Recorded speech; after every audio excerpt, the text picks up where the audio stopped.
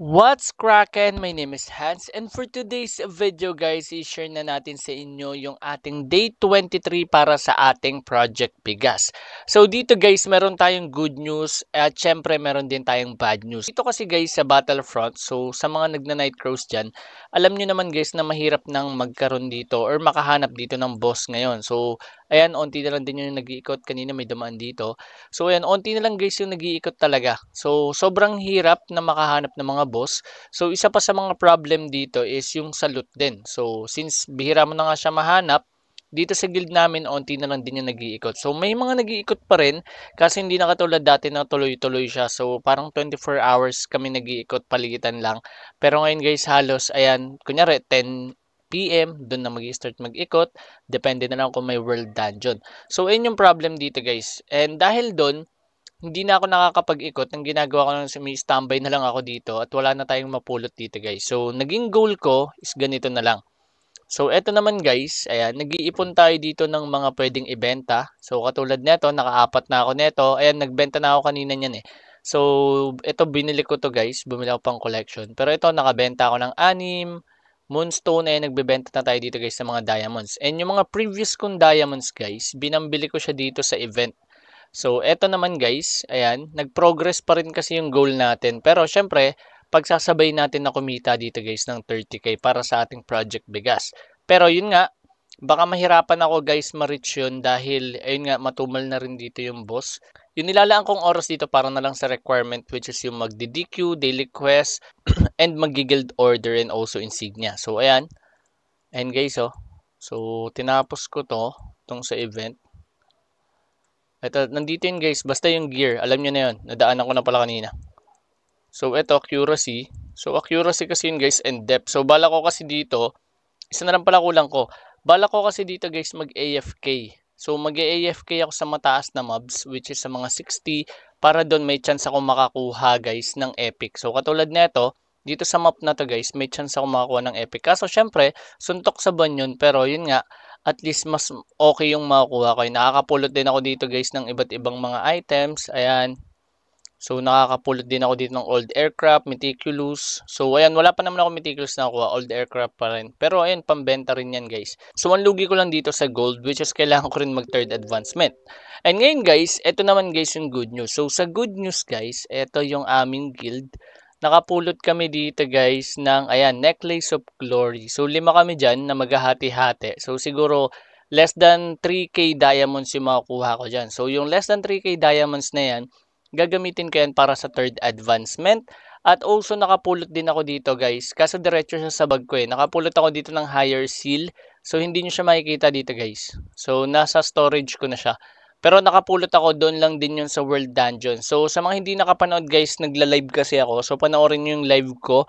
Punta lang kayo dyan sa YouTube ko. Tapos check nyo yung live. Yan, yung day 23 makikita nyo yan dyan guys. Ayan, nakapulot ako ng higher seal dyan. Umpisa pa lang may higher seal na akong pinakita. And also yung Necklace of Glory, which is yung epic yan guys. Ayan yung unang boss namin sa World Dungeon. So, bali ganun guys yung nangyari. A few moments later. So, eto guys, una naming boss sa World Dungeon. So, ang nakakita neto or ang finder namin is si Bossing Burr Baby. So, ayan guys, onti pa lang kami dito. Nandito na si Ivare. So, nandito na rin yung ibang meow guys. So, mamaya magdadatingan dito yung mga meow kasi ganyan yan sila guys eh. So, hati-hati rin sila guys sa mga lumalabas na boss. Ayan, si Bossing Burr Baby. So, solid din yan guys. Third advancement na, makunat din yan. Nasamahan kami niyan sa FOT5. So, ayan guys. So, merong Necklace of Glory. Ayan. So, ang daming violet na lumabas. Ayan, paldo talaga guys. Kami yung nakapulot. Kaso si Bossing Burr Baby, siya yung 30% dyan. Kami guys, 5, maghahati-hati kami. Kasama siya dun sa 5 din ha. Exempted pa yung 30% niya. So, ayan, sobrang laki ng makukuha niya dyan. Once na mabenta namin guys, yung Necklace of Glory. A few inches later. So, eto guys, pinag-wall kami dito. So, nanalo kami sa Lauke. Kung gusto nyo mapanood yan guys, check nyo yung live. Ayan, nag-live ako niyan guys. So, nakita yan dito. So, eto, nanalo kami dito. So, etong ginagawa, picture na lang muna guys. Ang ganda ng mga nalot dito. So, puro remnant talaga. Ayan. So, eto yung region 2 ng Masarta. So, dito kami guys. So, astig din yan. Kung mapapansin nyo guys yung thumbnail and also etong picture na to.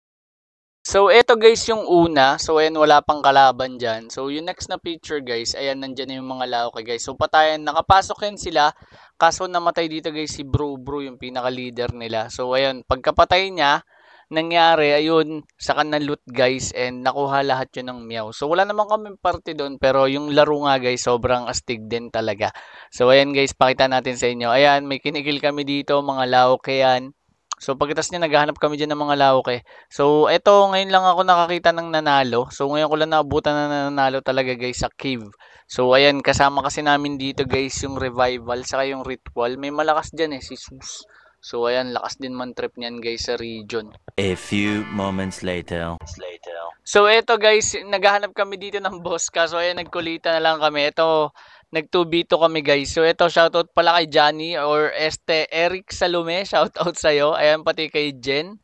Ayan, shoutout din sa inyo guys. So, ayan, apat kami niyan guys. Nagpapatayan kami. Bali, ang ginagawa namin dito guys, habang wala kaming magawa kasi hindi kami makahanap ng boss, yan, naghihita na lang kami. Bali, 2v2 yan guys. Pero ayan, nagbubulihan lang kami dito. Tapos mamaya, mampipigay kami dito. Tapos pagkatapos niyan, ikot lang. Sabay stay na kami dun sa level 58. Sobrang hirap talaga kasi maghanap ng boss. And dalawa na yung channel. So, minsan daw marami sa channel 2, minsan marami sa channel 1. So, sobrang random. At since random din siya, ang hirap din talaga maghanap. Kahit sabihin nating may channel 2 na, ang ginawa guys, mas pinatagal yung pag-spawn dito guys ng mga boss. So ayan, papakita lang natin sa inyo guys. Ayan, may kinikil tayo dito. Shout out sa iyo, Levin Asia. Ayan guys, so ayan. Kanina pumapalagyan sa amin dalawa ni Maroy, pero nag-TP out yung dalawa. So ayan, binanata namin. So ayan, tamang ano lang kami dito, trip-trip lang. Kaaway namin yun kanina. Ayan, sinabi ko nga, kaaway namin yun kanina guys. So, yun lang yung meron tayo for today's video, guys. And also, isi-share ko lang nga pala sa inyo, guys, yung about dito sa Crusade. Kasi kailangan ko siya, guys, para sa coupon. So, eto, guys, ayan, pwede nyong panoorin to regarding sa Crusade. Pero, ayan, wala kasi akong laban dito ng Crusade. So, ito, inaaral ko na lang para mapakitaan ko kayo ng magandang interface or magandang video regarding this one. So, sa YouTube lang to, guys. Pwede nyo to i-check. And kung gusto niyo ng additional idea regarding this one, pwede niyo i-check si Bossing Dude Chess. So, eto guys, ayan, pinanood ko yung Crusade. So, inaral ko na rin naman siya kaso hindi ko talaga finukusan eh.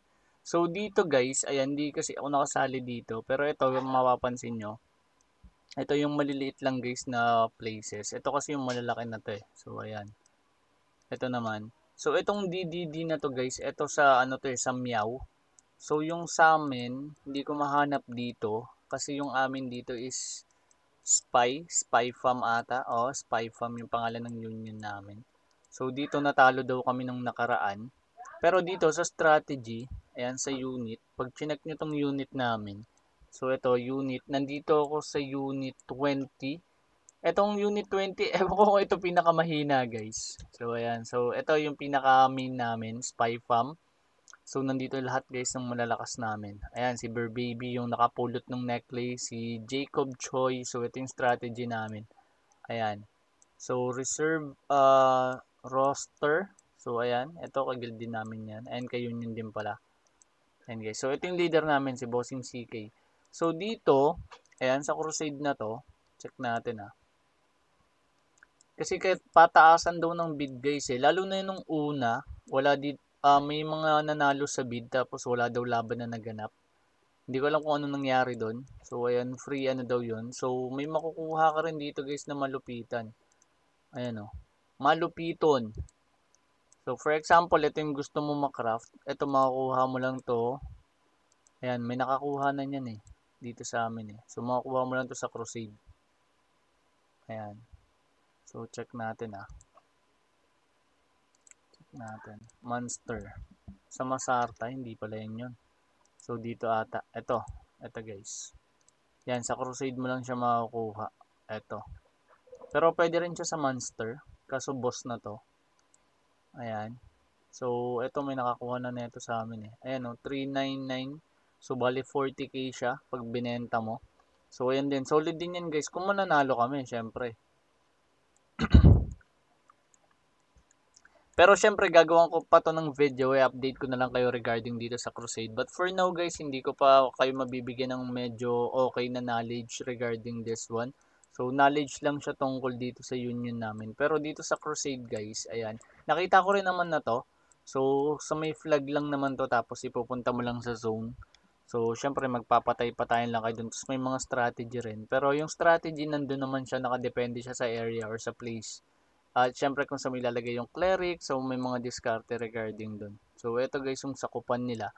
So, kapag mahina yung union nyo, yun lang. Medyo wala kayong makakuha dito. So, possible loot, ayan, merong 135. More yun. So, for example, this one. And 4 minutes and bali 5 hours. So, preparation start.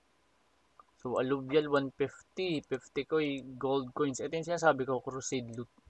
So, 100% makukuha mo tong epic. Ayan. So, chances lang yan. Pero lahat naman dyan guys panalo. Tapos, hindi siya bound. So, yan sa mga hindi nakakaalam.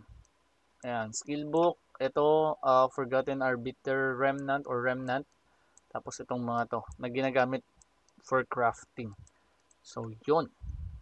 So guys, shout out nga pala sa mga nag-send sa atin guys ng seeds kahit wala pa tayong coupon dito. Sobrang thank you guys sa mga support nyo yan. Kila Bossing Pakbet, salamat. Kay Bossing SL at kay Ginataan, salamat. Itong si Gerald RV, ayan, maraming salamat sa iyo. Ito lagi ito nagsisend sa akin, Bonbon. Ito rin si Ginataan. Ay, si Ginataan, bago lang pala to. Ito si Bossing SL, marami na akong seeds na nakuha dito. Maraming salamat, Bossing. Ito yung code ko guys, Pogi #2020. So, yun lang guys at maraming salamat and God bless.